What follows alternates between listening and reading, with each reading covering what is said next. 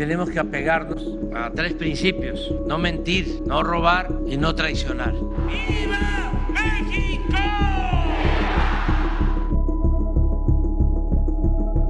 La presidenta Claudia Sheinbaum celebró que la reforma al Poder Judicial se mantendrá en todos sus términos, después de que la Suprema Corte de Justicia de la Nación rechazó el proyecto del ministro Juan Luis González Alcántara Carrancá, el cual pretendía eliminar la elección de jueces y magistrados mediante el voto popular. La mandataria celebró la validez de la reforma judicial y expresó que, con la resolución del máximo tribunal del país, ganó la cordura sobre la irracionalidad. Tras la validación de la reforma judicial, aseguró que el próximo año por primera vez los mexicanos podrán votar por los perfiles que quieren que lleguen al Poder Judicial. El Pleno de la Suprema Corte de Justicia de la Nación desestimó ayer las acciones de inconstitucionalidad en contra de la reforma judicial que interpusieron partidos políticos como el Partido Acción Nacional y el Partido Revolucionario Institucional. En la Corte no se alcanzaron los 8 votos necesarios para aprobar el proyecto de sentencia del ministro Juan Luis González Alcántara Carrancá, el cual invalidaba parte de la reforma judicial que proponía dejar sin efecto que jueces de distrito y magistrados de circuito fueran elegidos por voto directo. De los 11 ministros, Loreta Ortiz, Lenia Batres, Yasmín Esquivel y Alberto Pérez Dayán votaron en contra. Respecto a la votación, la presidenta dijo que, a pesar de haber tenido presiones, el ministro Pérez Dayán se rigió por la Constitución. Adelantó que próximamente presentará la iniciativa para reformar la ley orgánica del Poder Judicial para realizar los ajustes necesarios derivados de la reforma judicial. De la misma forma, la presidenta constitucional compartió que, si la reforma judicial hubiera sido declarada inválida, tenía como proyecto un plan D, el cual sería presentar una nueva iniciativa de reforma judicial con 2 modificaciones centrales. Buenos días, presidenta. Armando Jefferson, del diario 24 Horas. Pues cambiando un poco de tema, pues ayer se llevó en la Corte la discusión de la reforma al Poder Judicial.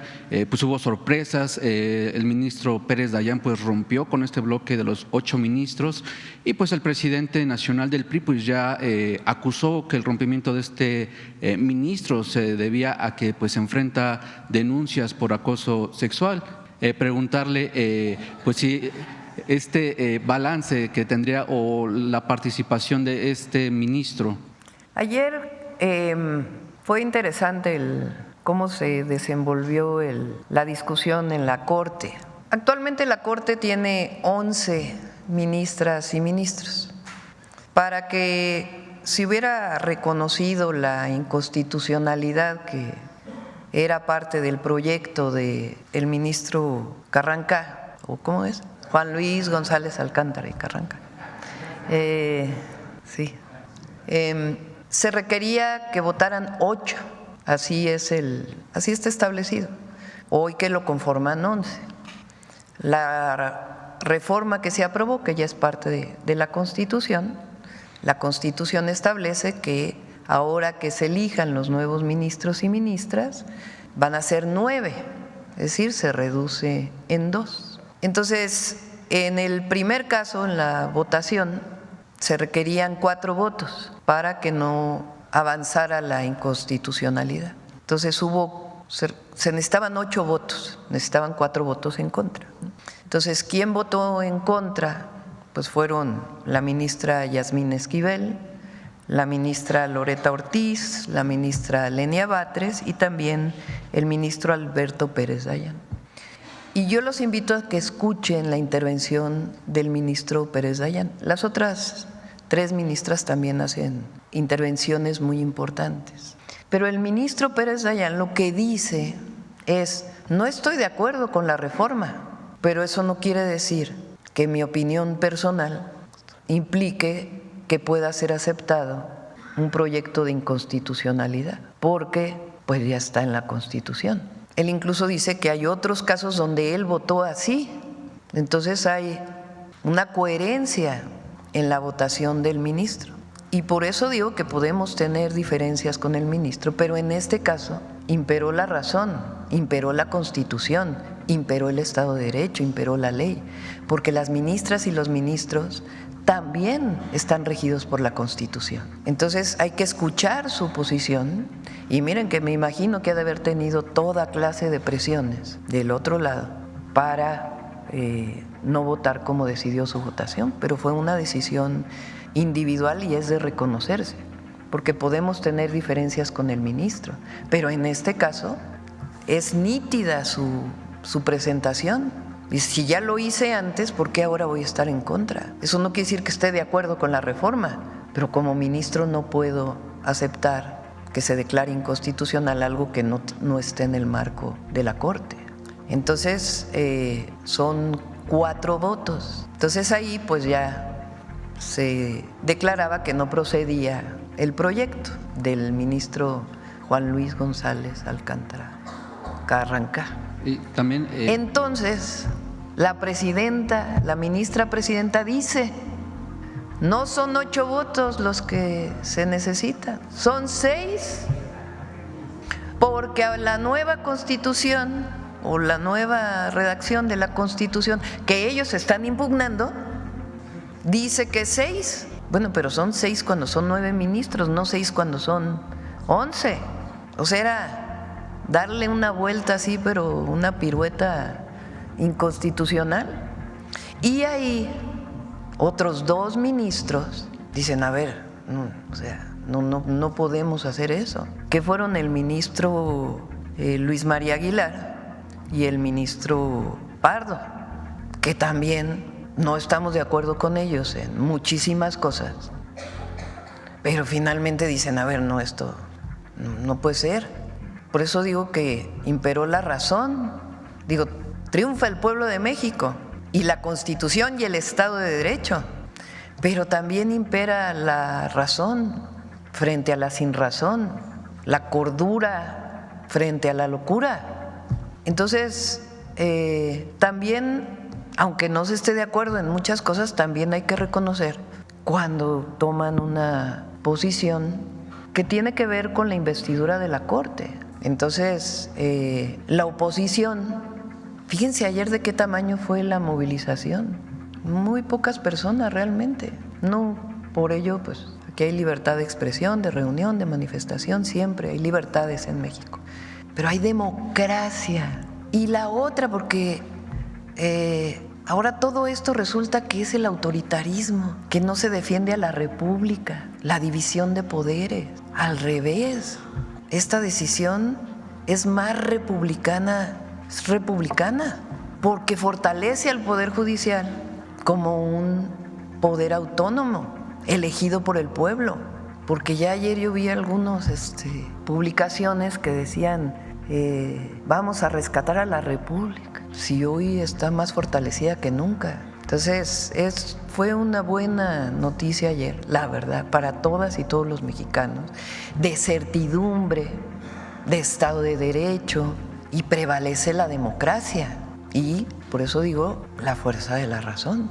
Presidente. Días antes, lo que hizo ayer, ¿usted considera que la ley en México ahora sí será pronta y expedita tras esta modificación a la Constitución? Porque hay mexicanos que a veces se roban un cachito y... Vienen toda una serie de reformas secundarias. Por ejemplo, en la reforma constitucional se establece que para algunos casos se tiene que resolver en 6 meses, por ejemplo, para asuntos mercantiles. En este caso, pues tienen que modificarse procedimientos incluso de diversas leyes para que eso pueda ser real, porque no es solo por decreto, sino que tienen que modificarse leyes secundarias. Entonces ya vamos a presentar, la próxima que vamos a presentar es la de la Ley Orgánica del Poder Judicial. Es una ley muy importante porque ahí se establece criterios, por ejemplo, para el Tribunal de Disciplina, para que no haya, para que sea claro el trabajo de ese tribunal, que va a ser importantísimo. Que haya también la capacidad de un juez, si no está de acuerdo con lo que dice el tribunal, pues de decir, no estoy de acuerdo. Entonces, todo eso todavía viene, todo el procedimiento de leyes secundarias.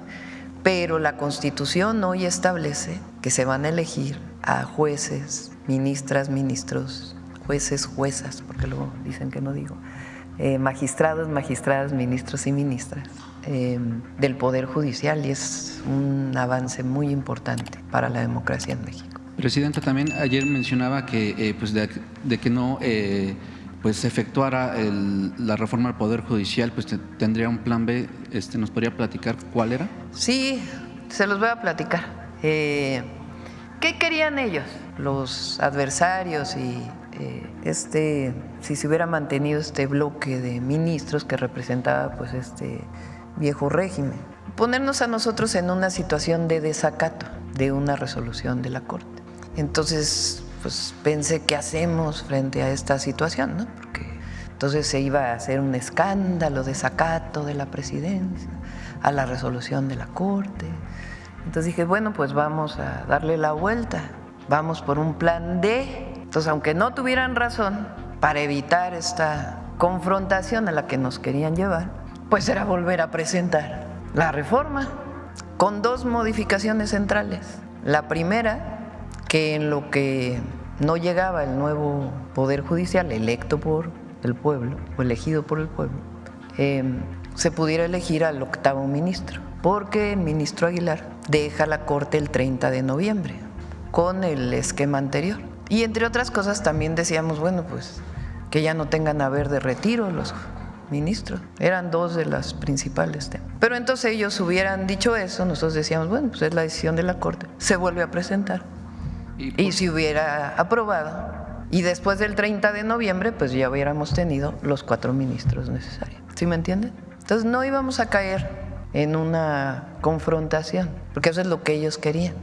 Entonces esa era una de las opciones que teníamos planteadas. Por fortuna no fue necesario, porque también era pues un precedente no muy bueno para el país, pero no íbamos a caer, como ellos querían, mantenernos 6 años en el supuesto desacato. Entonces, pienso yo que como gobernante siempre hay que buscar, para eso es la política, para encontrar salidas que eviten una supuesta confrontación. Entonces, ese era uno de los planes, el plan D, pero afortunadamente imperó la razón y triunfó el pueblo en México. Si te gusta el contenido de este canal, no te olvides de suscribirte, dejar tu like, comentar y compartir para que nos ayudes a difundir esta información con más personas.